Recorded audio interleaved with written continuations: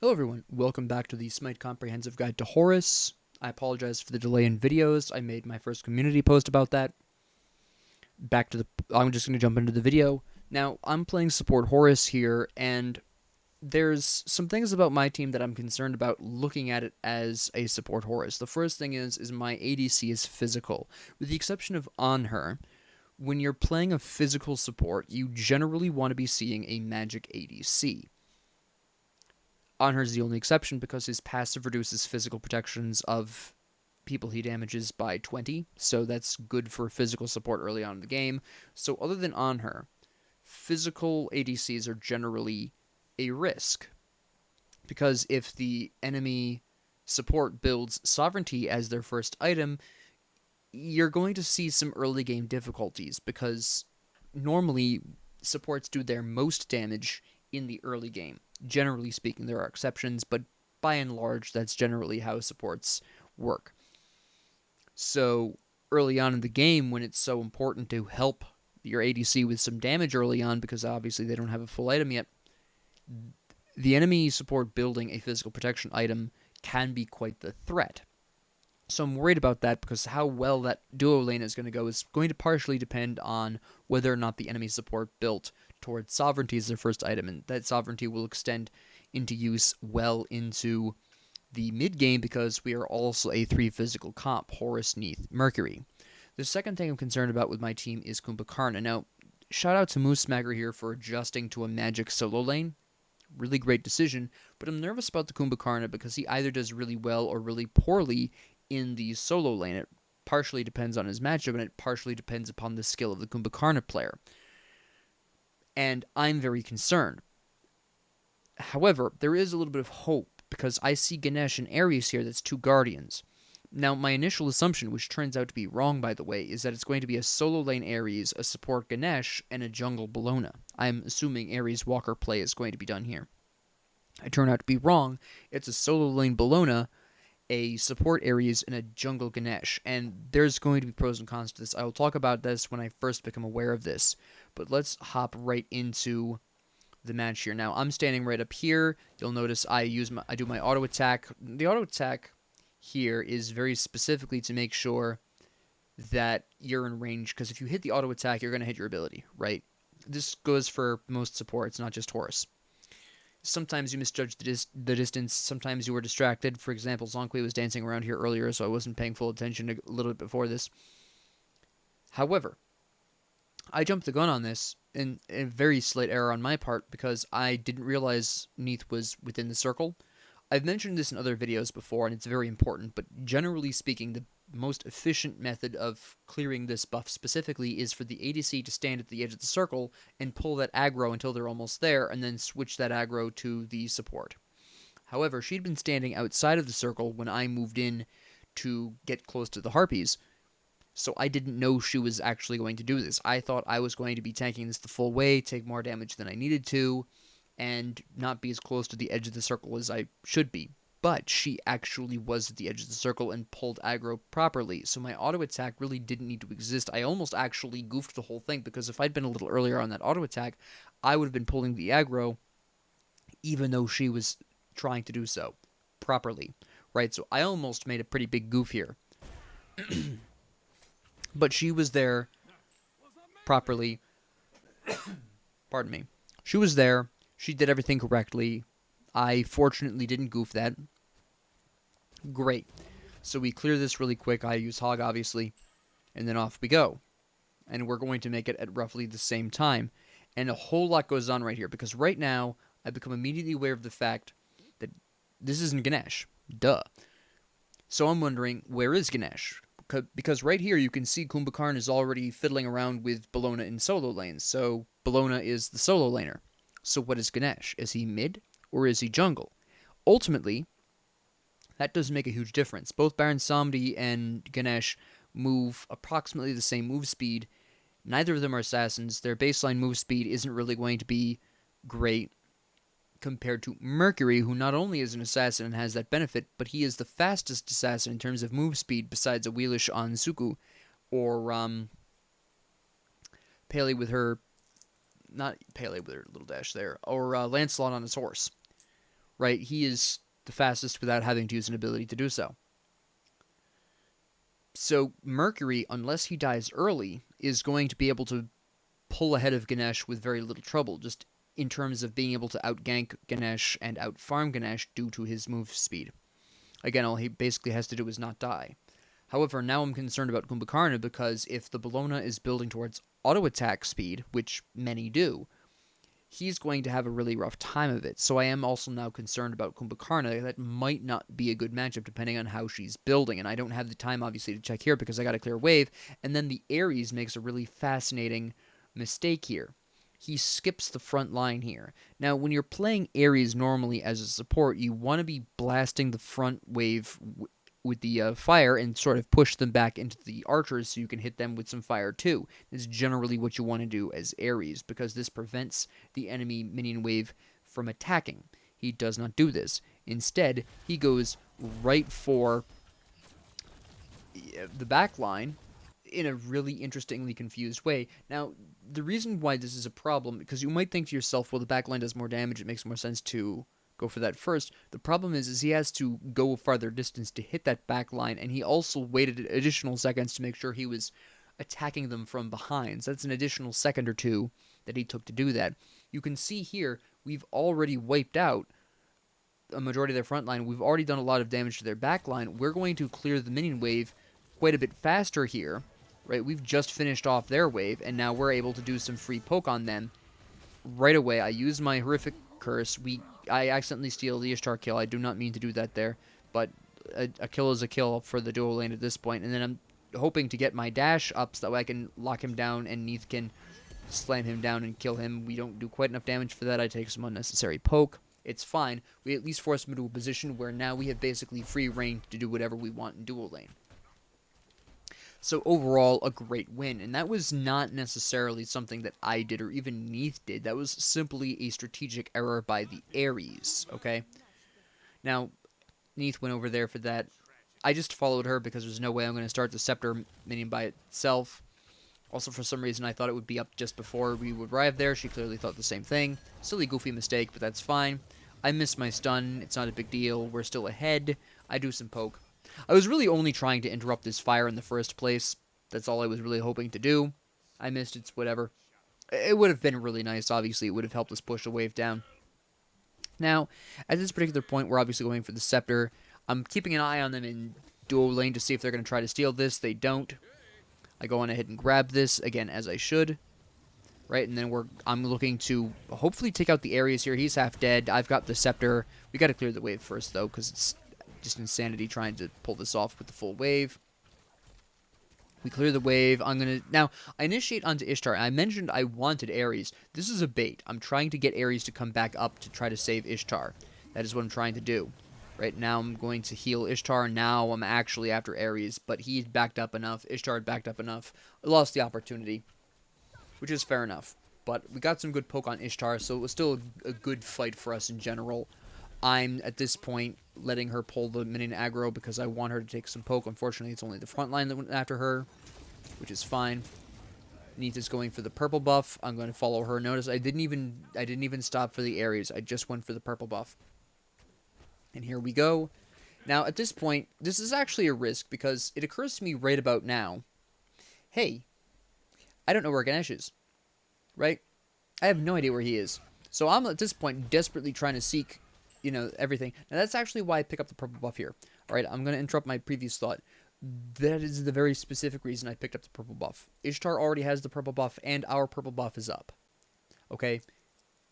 I picked this one up because I am really worried at this point that Ganesh is going to come barging in and make this a very unpleasant fight for us. That is what I'm afraid of. And this purple buff will help me do a little bit more damage. Maybe we can kill Ares and make it a 2v2 before Ganesh gets here. Because I really honestly think Ganesh is coming in. Here he is. He actually blinks in, which gives me a heart attack, by the way. We kill Ares, so I'm willing to just press on with the fight. I'm trying to get the Ishtar down. Now, I'm focusing on the Ishtar very specifically because of two reasons. First off, Ganesh only has 2 damaging abilities. Okay, he's got his silence, which doesn't do damage, but he's only got 2 really damaging abilities. Ishtar has her auto attacks. Ganesh's auto attacks are pathetic at this point. He's only level 3 for Pete's sakes. He's a guardian. Even if he builds damage, his auto attacks are still going to be very low damage. But Ishtar, as a physical hunter, is going to be doing a lot of good auto attack damage. So she's my main concern here. Ganesh, yes, he's the jungler, but he's not going to hit as hard as Ishtar is, just by dint of her being able to do lots of damage with her auto attacks and Ganesh not being able to do that and only having 2 damaging abilities. So she's my primary concern. I'm trying to get her away from Neith. I succeed at this. I get her down really low. I'm hoping the Scepter kills her, to be honest, which is why I'm chasing her here. And unfortunately, she gets to dash away, and as I suspected, Neith is fine. I'm now trying to get Ganesh killed. We kill Ganesh. That is huge news. Now, this is a really bad situation for the enemy team. Okay? Yes, we're only 3 kills in. But, and also, equally true, only out of those 3 kills, 2 of them were the enemy support. So it's not like that's, oh no, doom and gloom and everything. And unfortunately, I, as a support, got those 2 kills. Not great.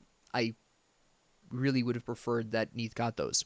But that's one of the pros/cons of playing support Horus is you hit really damn hard early game. Anyways, back to the point. The fact that Ganesh just died here, and earlier I mentioned that Ganesh is going to have a hard time keeping up with Mercury normally anyways.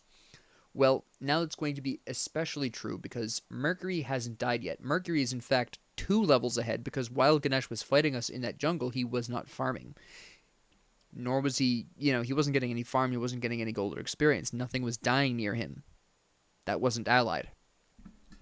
So he was getting no farm. Mercury in that time was getting 2 levels worth of farm apparently. And now on top of that, not only is Mercury 2 levels ahead at this particular point, but Ganesh just died and Mercury has a speed advantage. So this is really big news for Mercury. And again, as long as Mercury doesn't throw his life away on some bad gank, he's golden.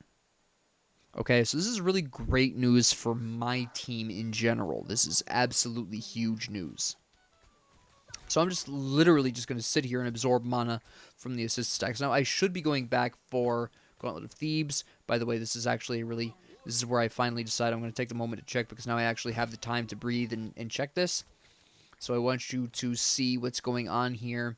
Now, my first actual thought, the first thing I look at is Bellona. And it does look like she's going for an auto attack build, which again is a concern, but now that Ganesh has died and Mercury is so far ahead of Ganesh, I'm less worried about this because Mercury really doesn't have to pay attention to us in duo lane right now. We've gotten a kill on Ishtar, Ares, and Ganesh. All 3 have died. Specifically, the Ares and Ishtar are the really big ones here. We're fairly ahead of them at this point, to the point where we really aren't likely to need a whole lot of help in the near future, at least not until later on into the near mid-game point, right? At this point, we'd have to be doing something really silly to be dying at this point, which is great. And Ganesh, of course, is going to be behind, so even a gank from Ganesh isn't going to be as concerning as it normally would be. So we're in a really fantastic spot. Mercury can, at least for the short term, basically ignore duo lane's existence, which means he can lean more heavily on this solo lane, which is really going to help out Kumbhakarna in this, what is turning out to be a bad matchup for him. Right, you can actually already see a difference here in their gold and experience. Blown is a level higher with 300 more gold. Right, that's not a flaw in Kumbhakarna's gameplay, that's just a bad matchup. She unfortunately chose the one thing Kumbhakarna fears, auto attack builds. Which, again, is very common with Bellona's. So, but, now he's got the ability to be helped by Mercury. Or Mercury, let me rephrase that. Let me put that better. Mercury has the ability to help Kumbhakarna a little bit more, right? Now, again, I should be going back for my Gauntlet of Thebes, but I really want to drop this purple buff first, because I want to make sure that Neith has that nice buff advantage over Ishtar, and it's after this that I intend on leaving, right? Because at this point, obviously, I need my Gauntlet of Thebes. Now, I'm building Gauntlet of Thebes in this particular instance, primarily because they do have 3 magic, 2 physical, and I was expecting a damage Ares, turns out to be a damage Ganesh. Now, I don't go back, and you'll notice when I was doing the purple buff, I intended to go back. I did not because Ares is here, right? So you can actually see Ares come up over here. Right here, I was too busy talking about Gauntlet of Thebes. But you can see Ares being in lane there, so I can't leave yet. Because if I leave, Neith has the possibility of getting picked off by the Ares Ishtar combination. I really don't want that. She's ahead. I would like her to stay ahead. So what I need to do is just at the very least keep Ares off. And you can see this is exactly why he's pressing so hard on Neith right now. This is exactly the reason why. He wants Neith dead so that way he can leave and Ishtar at least has a decent shot at fighting Neith. But as long as Neith remains alive, and again he's doing the same thing here, as long as Neith remains alive, he can't leave and claim that Ishtar has a decent shot at this. But he just winds up getting himself killed for his troubles, which of course makes Ishtar's situation worse. And it's once he dies and Neith has that bonus experience that once this wave dies, I'm pretty free to go back, right? I'm at this point just trying to body block for Neith. So that way she doesn't have to worry about it and she can actually get some breathing room. I'm trying to poke her out here so I can hopefully get her back. And this, yes, the Neith is going back, but I'm just trying to get that poke, right? I want to hit her with a one more ability before I go because that's going to be the last of my mana. And I'm just waiting for that opportunity. I'm waiting for that opportunity. I get nervous because I haven't seen Ganesh in a little while. And she's normally aggressive despite her being low on health. I decide, you know what? And that's a very specific thing, right? Is because I see right here, I'm looking to poke out Ishtar. I do some good damage to her with the minions, right? And that's why I stay here is because I've got the minion damage going on. She backs up, right? Because minion damage. And then she turns around and starts attacking. Not too unusual. She's almost out of mana. And I'm thinking to myself, okay, she's going to back once she clears this wave, right? And then I'm gonna go on to her and do some damage. And she backs up. But she doesn't back, right? I totally and completely miscalculated that. She's going back for her purple buff, which is up by now because we took that early. So at this point now, all I'm trying to do is stall the wave so that way it doesn't go under tower. There's the minion, there's our minions, and now I'm just going to go on ahead and go back at this particular point. Gambling that I can reach mid lane and encourage Ares to get there before he decides to go to duo lane, right? That is basically what I'm trying to do. I'm making a gamble on Ares paying attention to me, basically, right? So that's what I'm hoping for, and that's why I stayed there so long, unfortunately. And I didn't want to, but that's just how the situation had to develop. And there's Ares right there, so I'm pretty relieved that he's already there. Great. He's moving left. I think I'm not really sure what he's doing there, but there he is. Okay, so I'm just going to go on ahead and keep Zhong Kui alive. Again, right now my chief concern right here is Ares. Surprise ult by Mercury. Lovely time. Ares dies. Absolutely fantastic news for my team.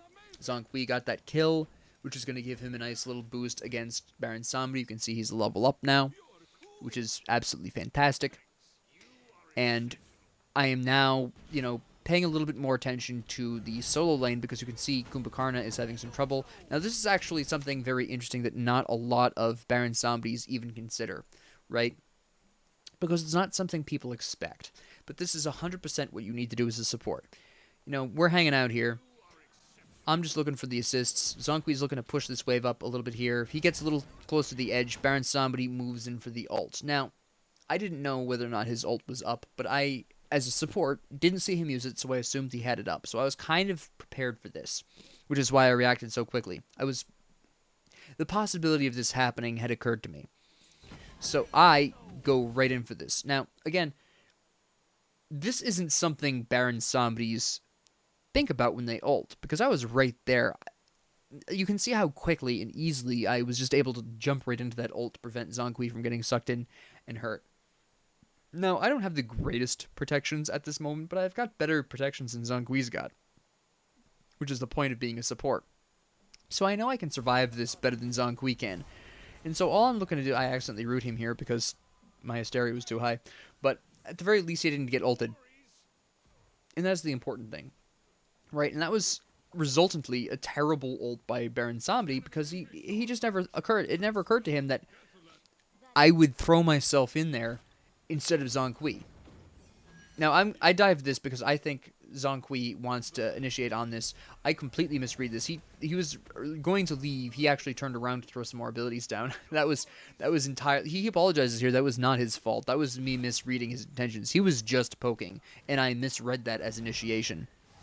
Right? I just say I missed my stun here because I don't want to get into the whole details, but I'm going to be really honest with you. I misread his attack there. I thought he was looking for initiation. Nah, he was just poking. Here's Ganesh. I don't want to fight that because Zonkui has no mana, so I back off. Right? It's just Zonkui doesn't have the mana for that. He backs, and that's as it should be. I'm just going to be trying to keep the minion wave out of the mid tower. Is all I'm really looking to do here.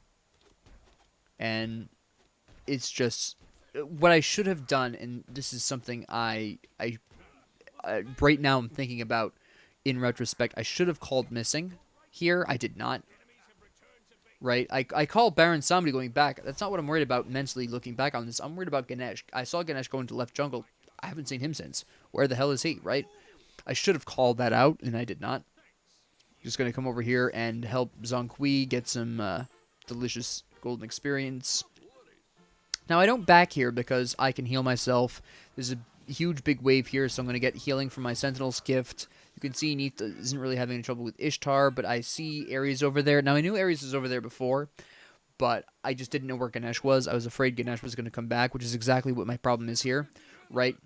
That was my whole issue before when Ganesh left, is I don't know where he went, and I was afraid he was going to come back to mid lane, but Ares is over there. Neith is low on health. I'm just going to ult over. Ganesh actually comes out of the right jungle, which is spooky by itself. I actually should have stayed in mid lane, honestly, because I didn't realize Mercury was here by the time I ulted, right? I make a bit of a mistake here. So I ult. This is entirely my error. I ult, and I see Mercury here. I believe he's going to turn around and help Zonkui, right? Because here's Ganesh. I last saw Ganesh in the left jungle, so this surprises me. But I'm expecting Mercury to go on ahead and go over here. No, he goes into my ult, and I don't see this because I'm not looking here. I'm looking here at this point. So I come in. Here's Mercury. I now realize I have made a mistake. This is not Mercury's mistake. Okay, I want to make that very clear. This is my mistake as the support. It did not even occur to me that Mercury would misread my signal, because I'm ulting, right, as a Horus. And this is typically perceived as an invitation, hey, let's ult to a lane together. That had not occurred to me when I used that ult. So, yes, the Mercury misread that intention. I did not communicate my intention, however, so the fault is on me in this particular instance. This is not a Mercury mistake. So we're here, though. Might as well make the best of it and kill Ares, but Zonkui does die due to, again, my choice. And he is understandably upset. Like, the Zonkui says, okay, enemies in middle lane. Yes, that was 100% a bad call on my part. 100%. I saw the Mercury moving in, didn't think he was going to make it in time, ulted. He joined me with the ult, right? We do avenge the Zonkui here, right? We kill Ganesh. I'm looking to try to take Baron Samedi because, again, if somebody on your team dies, you should be trying to take out their opposition. Unfortunately, I can't do that as a support Horus, but I make the attempt. But that was 100% my mistake. Zonkui did not need to die there. I could have saved him, but I ulted in to left lane because I didn't think Mercury was going to make it. Maybe he wouldn't have. But Neith wasn't in as much danger as Zonkui was. Now, I'm coming over here to very specifically help Kumbhakarna for two reasons, right? First off, mid lane was going to be alright because we'd killed Ganesh. Baron Samedi, I'm pretty sure, backed because he wasn't over there. In fact, Ares was there. Kumbhakarna is the same level as Bellona, so this is going to be a really great opportunity to try to kill her, and I have Mercury with me. So this is why I'm specifically looking to ult here. You can actually see my thought process way back here. Right, so here's Baron Samedi under tower. So I'm initially just following Mercury here to absorb some golden experience. He's ahead of the Ganesh by a decent bit at this point. We just killed Ganesh again. He's a level high, right? A level higher than Ganesh. He can spare the golden experience at this point. That's lovely. So I can absorb some of that, and I move over here because, look, Kumbhakarna, he's, over here. I'm originally just going to grab this, and then Kumbha pings this as I'm going over. Okay, great. Right? So here we're going to go for full gank. I'm hoping to kill Bellona to give Kumbhakarna that edge up he needs. That's what I'm hoping for. very specifically. And we were, real close. She ults out. I'm looking to commit really hard. I hear Ares in the background. I literally, this is purely a hearing thing, and I know he's after Mercury. I go back to help Mercury, right? Ares is level 6. I'm hoping, maybe we didn't get Bellona. Maybe we can get Ares. Here's Ganesh with a great ult, by the way. That was a fantastic ult. I couldn't get my healing flight off in time. It's okay. At the very least, Bellona didn't get that. So, not ideal, but we did force Bellona back to Fountain, so it's a bit of a win. Neith kills Ishtar, which is great, and she's able to press down that tower a little bit because she knows, theoretically speaking, if she's been paying attention to the minimap, that the enemy team is all in right lane. So I'm going to save up for a sentry ward for a second here. Lovely. And off I go. I'm looking to go back to mid lane. I'm looking to try to push Zonkwe up a little bit more. He's already ahead, so I'm not hyper worried about it. In fact, pretty much everyone on the team except Kumbhakarna is ahead. Poor Kumbha. Again, that's not his fault. That's just a bad matchup. Well, a bad Bellona build against him, right? He has a hard time fighting that. And I'm just looking for goodies at this point. They stole that. That's fine. At this point, I'm just trying to make sure that the mini wave doesn't go under tower. I don't want to initiate on this for the 2-for-1. And I see them both going into left. I know where they're going to be going. And I call this, right? I call this slightly late. I was a little late on that call. But once Zonkwe arrives, in I go. I'm looking to ult in here. I was hoping Zonkwe would follow me in. He does go into my ult. So I did actually time that correctly. In we go. Cut off the Ganesh. Come in here. Unfortunately, we weren't in time to save Neith. I'm hoping to pick up something else here. Here we go. We're trying to take out, at the very least, the Baron Samedi. Baron Samedi dies. We've got everyone else on here. Mercury has to leave. That's fine. It's just Zonkwe and I, and we're beefy. I continue this fight very specifically because Zonkwe and I are fairly ahead at this point. I am one level ahead of the Ares. Quite a bit of gold ahead of him. Same thing with Zonkwe, right? Compared to Baron Samedi. We take out the Ganesh, which is great. I have to confirm that kill because there's no other choice. And then they're in retreat, right? Which is fantastic. Minimum goal accomplished. I would have liked to have killed Ishtar, but at the very least we took out 2-for-1. Ganesh and Baron Samedi for Neith, which is great. And then we have Bellona here, and Bellona's where I get concerned, alright? Because she's the one person on their team who's ahead of her competition, and I don't know if we can win this, but I'm just trying to get Zonkwe out. Zonkwe is... I don't know what Zonkwe is doing, if he's looking for kills, if he's waiting for his cooldowns. I think he's waiting for his cooldowns here, because he goes back in right afterwards.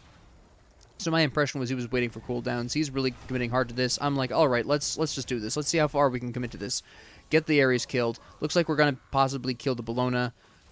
Not enough damage. I want to leave. He's still here, so I'm just trying to make sure. I'm just trying to figure out. He kills the Bellona, which is really great. Here's Baron Samedi. I'm trying to get him out. I realized too late that Baron Samedi has ulted him. I'm still trying to fight to get him out, but it's just not going to happen. They still kill Ishtar, right? I'm just standing here. I shouldn't have done this. Look, I am at this point really convinced. Look, okay, this was just such a wild situation. I forgot how wild and woolly this gets. So he dives in for the Bellona, gives me a heart attack. Here's Baron Samedi back, gives me another heart attack, right?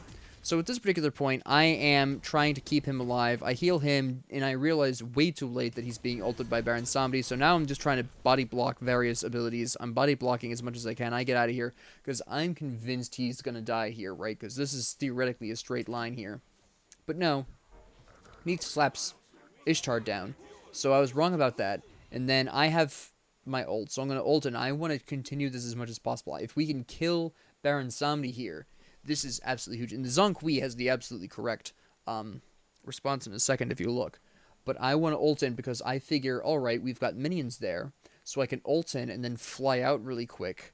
And the healing will keep me alive. That is my thought process. I've got my blood up. This is way too aggressive. I'm wrong, by the way. But my fighting blood is up. And I feel invincible because we just went through an incredible battle. I completely whiff my ults. I commit really hard to this. We do kill the Baron Samedi, and then I hesitate and die. I still shouldn't have done that. It kind of worked. I claim it's easily worth it. It was not. It was not. I was worth more than Baron Samedi was. I'm lying here. To their faces. Okay? It was not at all worth. But on the other hand, well, I say it's easily worth. It's not, but they do almost take the tower. If they'd taken the tower, that would have been absolutely worth. And I would have been surprised if they did take the tower. Now, at this particular point, what I'm looking for in that physical protection item, by the way, is Contagion. Right? I want my Feyblast Hoops for the cooldowns. At this point, I'm looking for Contagion. Right? Now, unfortunately, they get slapped by the remainder of the enemy team in the left lane. You know, they stayed too long, and you can see this. You can see this too, right? Right over here, they take the purple buff, which is fine, and then it's a 3v2 over here. I'm increasing my emblem here.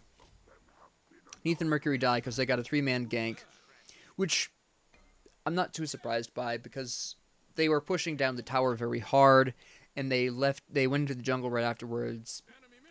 The first place the enemy team is going to check is the purple buff. They would have known it would have been up by that point. They would have known that an attempt would be made on that if they could get away with it. Now, this is where I'm getting concerned here in this particular fight, right? Now, I anticipated this possibility because obviously Ganesh was just in at the purple buff, so naturally with very obviously his jungle being missing here, we obviously got the purple buff, but the rest of his jungle is pretty much missing.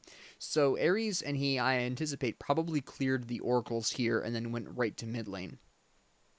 Because they disappeared from the map for about a long enough period of time, because if you actually look here, right? I know I keep coming back to this moment, I'm sorry. These two get ganked here at the purple buff. Very understandable, very normal, not terribly surprised by this. Right, then I'm moving to mid lane because I'm worried they're going to go right to mid lane. You can see Ares here, and it looks like he's going to go to mid lane from here, but I think he and Ganesh stopped for the oracles, because if he actually had gone straight from here to mid lane, he would have been there by now. So they stopped for the oracles, I'm anticipating, at this particular point. And then here they come tearing around the corner here, which is kind of what I expected. I wasn't expecting the Ares, to be honest. I thought he'd stay in left to help out the Ishtar, but no, he goes to mid lane, so I'm just trying to get Zhong Hui out. He ults and goes kind of back in. Gives me a heart attack, let me tell you. But, I get the Zhong Hui out. Barely. That's mostly thanks to the Zhong Hui running like hell. I only had to stun the Ares, really. And then Zhong Hui initiates, and I'm like, alright, let's go. Ganesh went to right lane, Let's just take this Ares. I think the Ares was probably typing something. Honestly, he was just standing there. Now, here's another surprise for me. Ishtar's here, right? You can actually see Ishtar right after we kill the Ares. Well, not right after, but shortly after we kill the Ares, you see her right here, and it's like, why are you here? You're behind in your lane. You should be farming. Right, she actually, this is actually a huge mistake for the Ishtar. All right, first off, she cleared a wave, clearly, right? She cleared the wave almost to the tower line. The tower took care of a couple of the minions there. Well, she's 2 levels down. And then she comes to mid lane. Now, that means she had to run all the way over here, poke her nose over here where the ward would see it, and then come back over here to try to back. And all this time, she's getting no farm. I'm really hoping she got this Harpy first, because that would at least make a little sense, but I'm not sure she did, right? So she backs after wasting some time, coming to mid lane for whatever reason, when she's 2 levels down. And now, at this particular point, I'm just trying to keep an eye on Zhong Hui, because, again, I haven't seen Ganesh in a little while, and I don't know where he is. And Zhong Hui is clearly looking for trouble. He clearly wants this, and this is going to probably be a fight with Baron Samedi, is what I'm expecting. I'm expecting Ganesh and Baron Samedi to fight for this. Turns out, Ganesh is nowhere to be found, so we get it, right? So that worked out fairly well for us. I see Neith in left lane trying to take that tower, and I keep anticipating potentially Ganesh just coming out of nowhere, because he keeps doing that, as he should as a jungler. But ultimately, it's the Ares that kills her, and I'm kind of surprised because I didn't see him, right? He just obviously walked in from... Actually, I think he blinked on her from jungle, to be honest, because he just showed up there. So I think he actually went around the long way, blinked in from jungle. He would have had to, because I would have seen him coming from this direction. So he did that to gank Neath, which it was primarily to prevent the tower from being lost. I do the same trick again here with the Baron Samedi ult, because this time, again, I was kind of expecting it this particular time. Zhong Hui commits very hard for this. I was going to say, I can't remember who kills him in this particular instance, but Zhong Hui gets out, I kill Baron Samedi, and now, see, the interesting thing here is that I do something very odd here that really works well here. So, Zhong Hui runs out of the tower line, I kill Baron Samedi for him. Now, he's back here, right, and then here's Ares right here. Now, I was not expecting Ares to be here. This isn't normally where one goes when defending a lane, right? I would have expected him to be from either one of the others. This is a bit of a surprise to me, even though it really shouldn't be, because it's a very direct path from here to where we were trying to kill Baron Samedi. So I shouldn't be surprised. If I were him, I probably would have passed the same way. But nevertheless, I'm surprised by this for some reason. Now, what I'm really concerned is that Ares will turn around and find Zhong Hui taking their green buff, which I'm assuming Zhong Hui is only doing for the healing. So what I want to do is, and I very specifically clap here, because I want to infuriate the Ares. I'm deliberately trying to draw his attention. I use my ult to stand still, because that's going to give him a false sense of hope, and then I ult out. He follows me. Great. Plan worked. And that's a very interesting thing about Horus's ult that you can really take advantage of that not a lot of people think about. When you see a Horus ulting, and he ults right in front of you, like he starts using his ult, not like the landing part, but the actual flight part, what are you going to do? When he's half dead, you're going to try to commit. You're going to try to kill him before he gets his ult off. I was really relying on that idea for the Ares to stick to me with my ult. Furthermore, the ult also had the happy benefit of removing the cripple that his chains was giving to me, so it was going to make it a little easier for me to get away after the fact. But what I really wanted there was to just be in my ult just long enough to give Zhong Hui the time he needed to back out. Now, there was a chance he was going to get discovered by somebody else. Again, I still didn't know where Ganesh was, but I had to take the gamble because I wasn't going to be able to get to Zhong Hui and survive with Ares on my tail anyways. So even if Ganesh had gone on to Zhong Hui at that point, I just would have been bringing more trouble in the form of Ares, and Ares was healthier than I was at that point. So that would have just been doing Zhong Hui a disservice at that point. So my best option there was to try to lure Ares away, which did work, again, due to the very same kind of reasoning that I would employ if I were that Ares. Now, Ganesh finally makes an appearance, and he ults me, and I barely survive. But now I know where Ganesh is, and now I know his ult is down. Now, Ganesh heads left. Neath is not left. I get my contagion. It's a lovely time, right? It's going pretty well so far. Mid lane is getting pushed down by Ares. I'm going to go pick up my green. I'm going to go help Zhong Hui with the red if he needs it. And pick this up. I'm looking for those assists. I'm going to be flying to Zhong Hui over the wall. Ganesh is in left jungle as far as I know, so them attacking right lane, blue buff is fine, but I'm going to go over there as reinforcements because even though I'm pretty sure Ganesh is in left jungle at this point in time, I don't know where Ares is because Ares disappeared into right jungle when he was done pushing the wave, right? You saw that right beforehand. I also don't know where Ishtar is. I'm pretty sure she's in left lane, but I'm not sure. So I'm going to come over here just in case, because I'm at least pretty sure Ares is coming over here, and there he is there. There's Bellona. Alright, the usual suspects are here, so I'm right now trying to make sure that Bellona dies. I initiate when probably they weren't fully ready, but here we go. We're doing the commit here. There's Ganesh, not surprised. Ares ults people, also not a surprise, but we're all, fine, because he mostly grabbed the tankier people. And then I'm just looking to give Mercury the clear way, because I could hear Mercury ulting, right? You can actually hear him ult. Right there. And I know by that sound, I know that what Mercury wants is to initiate. Mercury wants to initiate because we're ahead by a decent bit here. 5,000 gold, 11 kills. we've got a nice advantage rolling here. Now, the only real downside of the situation is we haven't taken the tier 1 yet, but that's basically what we're fighting for. But I know he wants me to initiate. He's basically sent me a clear signal with that, right? Clear signal there is on the planet. So I go ahead and take this, right? He unfortunately does not kill the Bologna with that, and I am at this point trying to make sure that Zhong Kui gets through. He gets through. That's fine. We're now fighting at the Phoenix. I am unfortunately not in time to prevent him from getting ulted by Baron Samedi. I'm at this point just trying to get the Baron Samedi killed or try to, get Zhong Kui out. I die in the attempt. And unfortunately, somehow, Ishtar kills Neith. And at this point, these two are just now in the jungle with a bunch of weakened enemies, and it's now all in their hands, basically. And it's not looking great for them. So they kind of make a weird, almost retreat. Kumbhakarna gets a little greedy there. Kumbhakarna was trying to steal the speed buff there. He was trying to look at that and see if you could take that. But unfortunately he can't, so they get a lot of pressure there.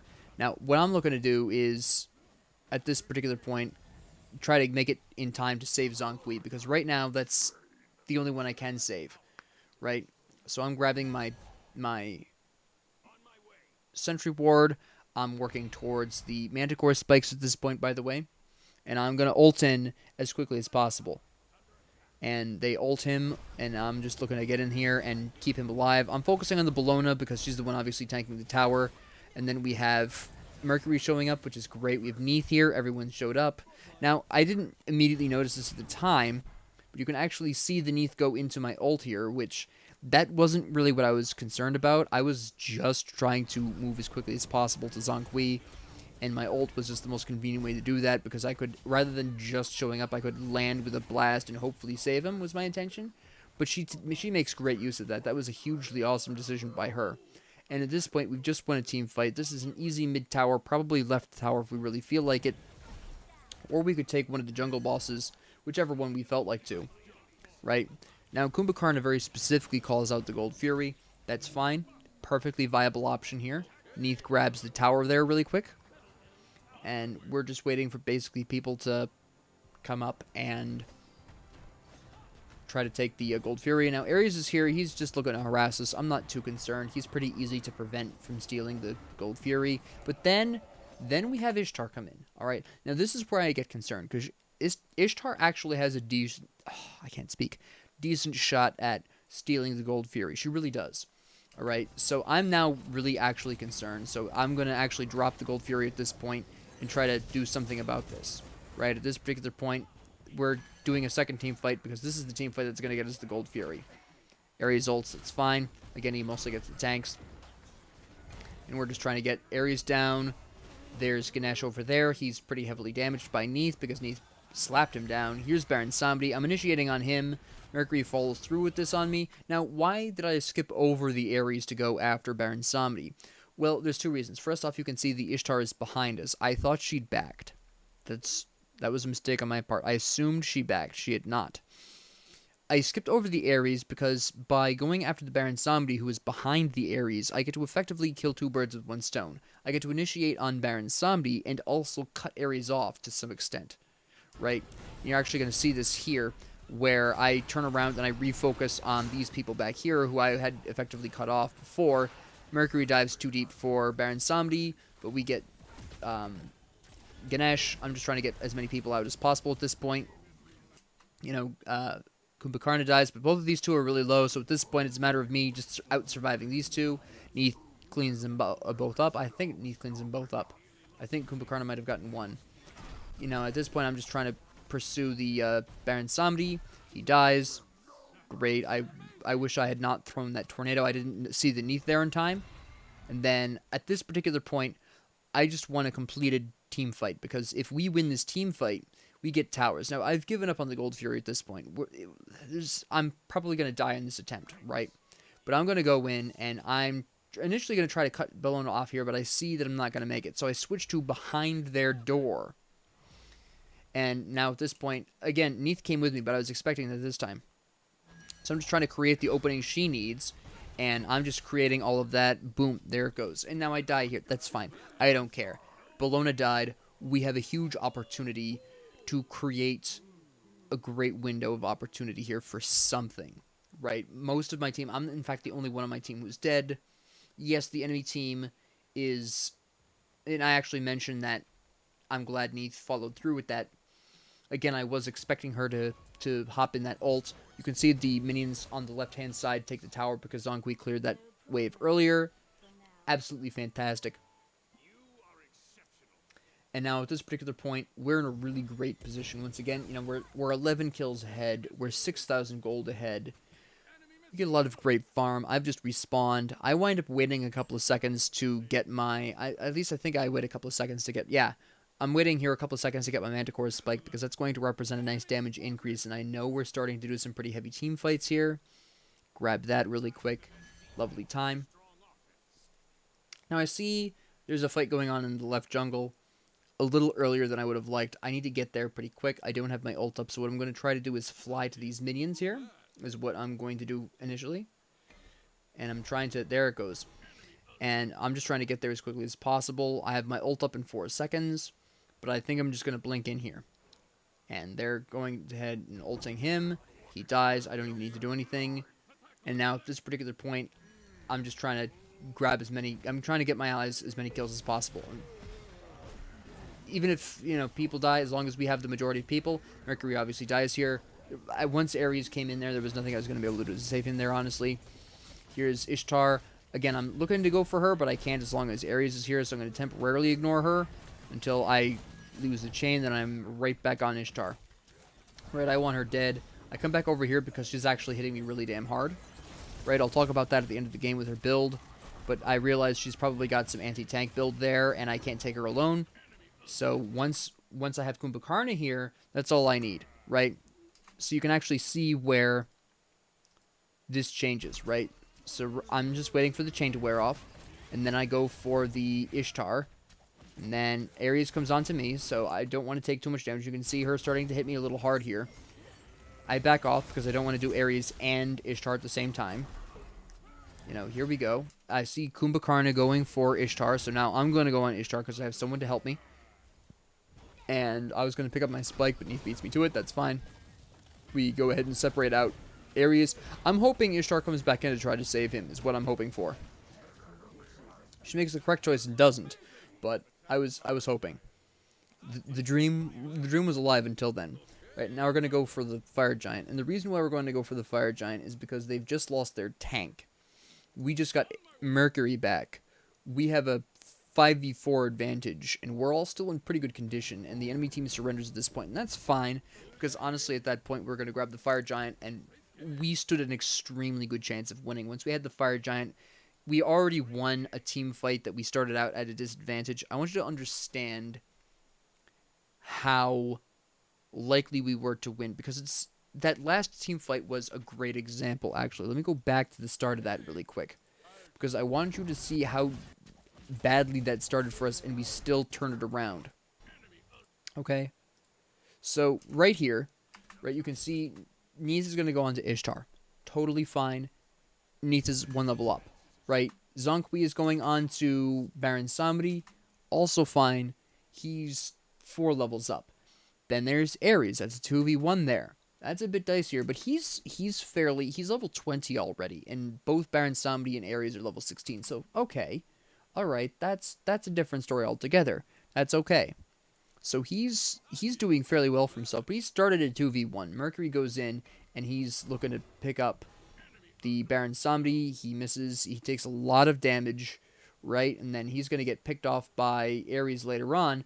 But we take the Baron Samri first. Now, before we even have the full 5v5, we've already killed one of them. Okay? That is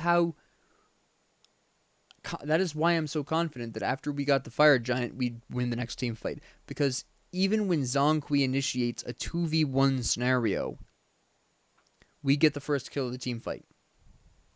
Okay? Keep in mind, Zhong Kui, yes, he's 4 levels ahead of the Ares and the Samdi, but he's still 1 versus 2. And he's a mage. And as I'll show you in a little bit, he wasn't building protections. So it wasn't like he was going to necessarily tank them or whatever by himself. But we still won that team fight by leaps and bounds. And it would have gone even worse for them in the next one when we had the benefit of the Fire Giant buff, which is probably why they surrendered. They had to have assumed that. Okay, that is why I'm so confident. And here we have the builds, all right? Now, okay. Neath built classic great Neath. We have the Transcendence, we've got the Jotun's Wrath, we've got the Soul Eater. Now, personally, I prefer building Soul Eater as my third, but she clearly is more comfortable this way and clearly did well with it. Chef don't judge. You know, the Atlantis bow for the lifesteal, just an absolutely fantastic time, right? I'm actually there's really not a whole lot to say. I noticed earlier, I didn't mention this earlier, but I noticed earlier that Kumbhakarna, he had the first stage of this and the first stage of the Breastplate of Valor, and I know why he did. He did that because he didn't know who his laning opponent was. He didn't know if it was going to be Ares, Ganesh, or Bellona. So he built one of each protection. Poor soul. Which is part of the reason why he had such a rough early game, besides the matchup being unfortunate. He also had not full physical protections immediately. He'd splashed in some magic protections because he wasn't sure who his laning opponent was going to be, so he prepared for both. This is actually why I like building either a hybrid protection or my damage first as a solo lane. This is a great example of why I do that, is because this particular method, while it does give you a little bit of both protections, it also is fairly expensive, and it's going to slightly delay you in getting the full protection item you need. In this particular case, he chose Breastplate of Valor. Doing it that way put him at a slight financial disadvantage because he didn't need those magic protections at all against Bellona, obviously. I mean, ultimately it did work out because Ganesh wound up being their jungle, so it would help him survive a Ganesh gank, but that was more by pure luck than anything else. So it is very risky for you to build that way because it is going to delay you getting your tier 3 item by a little bit, right? So that was quite the interesting risk he took there. It did work out ultimately, and again, part of that was because the early death to Ganesh gave Mercury the opportunity he needed to outfarm him. Now, the Mercury clearly didn't gank heavily here. He's 2 and 7. And that's fine because he very clearly was farming fantastically, and that's all we really needed, to be honest. But yeah, it went very well here, and like I said, based on the last fight in that match and the fact that we were about to get Fire Giant, I'm pretty sure we would have won after the next team fight. We almost guaranteed we're going to win that next team fight, given the circumstances of the match as it was at that time. So this is, just a brief rundown of playing support Horus. I'll be going into a bit more specific situational details next time, unless I do a solo Horus. It depends on what matches I get. it's an interesting time. But anyways, thank you all very much for joining me. If you liked this, please like and subscribe. If you didn't, please ignore me. And if you have any comments, questions, concerns, ideas, suggestions, or requests, please leave them down in the comment section below. And thank you all very much for joining me, and have a great 24 hours.